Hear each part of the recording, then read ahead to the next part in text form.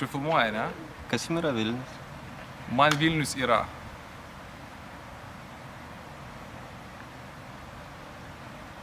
Jau galėjai išjungti. Man geriausiai apibūdina Vilnių citata, kurią, man atrodo, pasakė lenkų fotografas Janas Bulakas, kuris fotografavo Vilnių XIX amžiaus pradžioje. Ir jisai pasakė, kad Vilnius yra toksai miestas, kuriame vietiniai pasijaučia svetimšaliais, o svetimšaliai tampa vietiniais. Tai vat šitą citatą, aš manau, apibūdina tai, kaip aš jaučiuosi šitame mieste ir kuo jisai man artimas.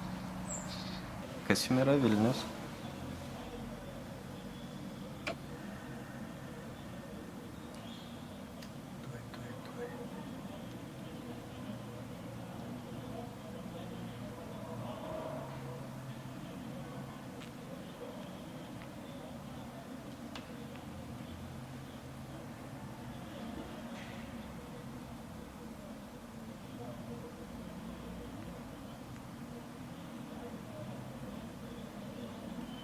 Nu, aš siūlyčiau dabar negadinti atelės. Kas jums yra Vilnius? Jau dabar?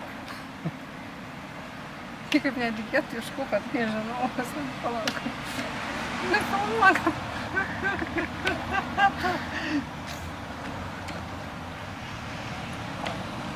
Jau filmuoja? Man Vilnius meilės miestas. Meilės. Ir kaštonų. Viskas.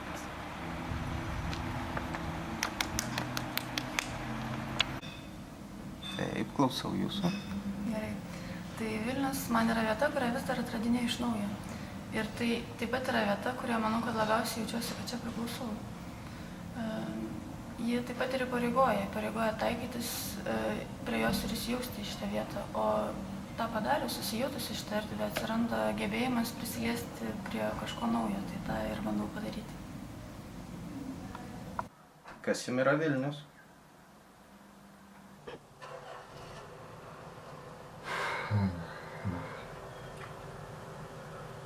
Vilnius man yra toks kaip uostamiestis, tik be jūros. Man aišku, Vilnius tai tikrai ne Kryžių kalnas, supranti. Aišku, čia tas, va, Europos įėjimas į čia, tai jau prasidėjo nuo tų kryžių nešimo šitą.